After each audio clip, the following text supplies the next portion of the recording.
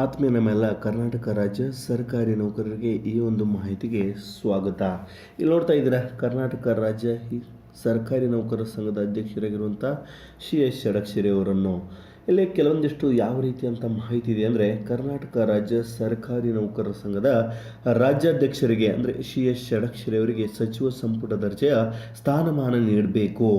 ಹಾಗಾಗಿ ಇದರಿಂದ ನೌಕರರ ಹಿತ ಕಾಪಾಡಲು ರಾಜಕೀಯಾತ್ಮಕ ಬೆಂಬಲ ನೀಡುವುದಂತಾಗುತ್ತದೆ. ಹಾಗಾಗಿ ಕನ್ನಡ ಸಾಹಿತ್ಯ ಪರಿಷತ್ತಿನ ರಾಜ್ಯಾಧ್ಯಕ್ಷರಿಗೆ ಸಚಿವ ಸಂಪುಟ ದರ್ಜೆಯ ಸ್ಥಾನಮಾನ ನೀಡುವುದರಿಂದ ಅದರಂತೆಯೇ ರಾಜ್ಯಾಧ್ಯಕ್ಷರ ಸಹ ಸರ್ಕಾರಿ ನೌಕರರ ಸಂಘದ ಸನ್ಮಾನ್ಯ ಷಡಕ್ಷರಿ ಅವರಿಗೂ ಸಹ ನೀಡಬೇಕು ಎಂಬುದರ ಬಗ್ಗೆ ಇಲ್ಲಿ ಕೂಗುಗಳು ಕೇಳಿ ಬರ್ತಾ ಇದ್ದಾವೆ. ಹಾಗಾಗಿ ರಾಜ್ಯದಲ್ಲಿ ಸರ್ಕಾರಿ ನೌಕರರ ಹಿತಾಸಕ್ತಿ ಕಾಪಾಡಲು ನೌಕರರಿಗೆ ಬೇಕು. ಇದೆಲ್ಲದಕ್ಕೂ ನೌಕರರ ಮೇಲೆ ಗೂಬೆ ಕೂರಿಸುವ ವ್ಯವಸ್ಥೆಯಲ್ಲಿ ರಾಜಕೀಯ ವ್ಯಕ್ತಿಗಳ ಭ್ರಷ್ಟಾಚಾರ, ದೌರ್ಜನ್ಯ, ದಬ್ಬಾಳಿಕೆಯಿಂದ ನೌಕರರ ಸಾಮೂಹಿಕ ಹಿತಾಸಕ್ತಿ ಕಾಯಲು ಸಚಿವ ಸಂಪುಟ ದರ್ಜೆಯ ಸ್ಥಾನಮಾನ ಅಗತ್ಯ ಇದೆ ಎಂಬುದರ ಬಗ್ಗೆ ಕೂಗುಗಳು ಕೇಳಿ ಬರ್ತಾ ಇದ್ದಾವೆ. ಹಾಗಾಗಿ ರಾಜ್ಯದಲ್ಲಿ ಕನ್ನಡ ಸಾಹಿತ್ಯ ಪರಿಷತ್ತಿನ ರಾಜ್ಯಾಧ್ಯಕ್ಷರಿಗೆ ಕೊಟ್ಟ ಮೇಲೆ ನೌಕರರ ಸಂಘದ ಅಧ್ಯಕ್ಷರಿಗೆ ಯಾಕೆ ಕೊಡ್ತಾ ಇಲ್ಲ ಎಂಬುದರ ಬಗ್ಗೆ ಕೂಗುಗಳು ಕೇಳಿ ಬರ್ತಾ ಇದ್ದು, ನೌಕರರಿಗೆ 7ನೇ ವೇತನ ಆಯೋಗ ಸೌಲಭ್ಯಕ್ಕೆ ಸಿಕ್ಕಿಲ್ಲ, ಪಿಂಚಣಿ ಸೌಲಭ್ಯ ಕಿತ್ತುಕೊಳ್ಳಲಾಗಿದೆ ಎಂಬುದರ ಬಗ್ಗೆ.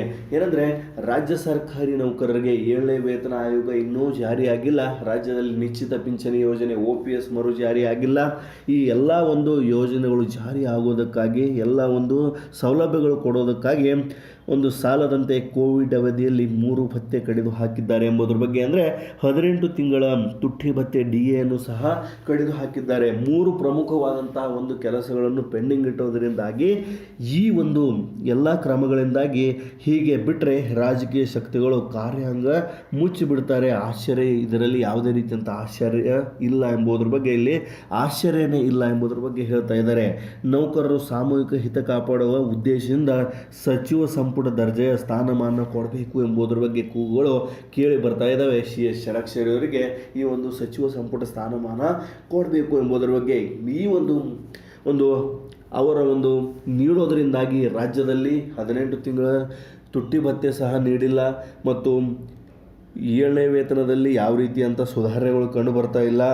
ರಾಜ್ಯದಲ್ಲಿ ನಿಶ್ಚಿತ ಪಿಂಚಣಿ ಯೋಜನೆ OPS ಮರು ಜಾರಿ ಮಾಡೋದಕ್ಕೆ ರಾಜ್ಯ ಸರ್ಕಾರಿ ನೌಕರ ಸಂಘದ ಅಧ್ಯಕ್ಷರಾದ CS ಷಡಕ್ಷರಿ ಅವರನ್ನು ಸಚಿವ ಸಂಪುಟ ದರ್ಜೆಯ ಸ್ಥಾನಮಾನ ಕೊಡಬೇಕು ಎಂಬುದರ ಬಗ್ಗೆ ಒಂದು ಪ್ರಬಲ ಕೂಗುಗಳು ಕೇಳಿ ಬರ್ತಾ ಇದ್ದಾವೆ. ನಿಮಗೆ ಅನಿಸುತ್ತೆ, ರಾಜ್ಯದಲ್ಲಿ ಈ ರೀತಿಯಂಥ ಬದಲಾವಣೆ ಮಾಡಬೇಕಾ? ಕರ್ನಾಟಕ ರಾಜ್ಯ ಸರ್ಕಾರಿ ನೌಕರ ಸಂಘದ ರಾಜ್ಯಾಧ್ಯಕ್ಷರಿಗೆ ಸಚಿವ ಸಂಪುಟ ದರ್ಜೆಯ ಸ್ಥಾನಮಾನ ನೀಡಬೇಕಾ ಎಂಬುದರ ಬಗ್ಗೆ ನಿಮ್ಮ ಒಂದು ಉತ್ತರವನ್ನು ದಯವಿಟ್ಟು ಕಮೆಂಟ್ಸಲ್ಲಿ ತಿಳಿಸಿ. ಮತ್ತು CS ಷಡಕ್ಷರಿ ಅವರು ಇದನ್ನು ನಿಭಾಯಿಸ್ತಾರಾ? ಮಾನ್ಯ ಮುಖ್ಯಮಂತ್ರಿಗಳು ಈ ರೀತಿಯಂಥ ಕ್ರಮ ಕೈಗೊಂಡ್ರೆ ಒಂದು ಮುಖ್ಯಮಂತ್ರಿಗಳಿಗೆ ಯಾವ ರೀತಿಯಾಗಿ ನೀಡಬೇಕು ಮತ್ತು ಷಡಕ್ಷರಿ ಅವರಿಗೆ ಈ ರೀತಿಯಂಥ ನೀಡೋದ್ರಿಂದಾಗಿ ಸರ್ಕಾರಿ ನೌಕರಿಗೆ ಏನಾದರೂ ಒಂದು ಇದರಲ್ಲಿ ಒಳ್ಳೆಯದಾಗುತ್ತಾ ಎಂಬುದ್ರ ಬಗ್ಗೆ ನಿಮ್ಮ ಒಂದು ಉತ್ತರವನ್ನು ಕಮೆಂಟ್ಸಲ್ಲಿ ತಿಳಿಸಿ.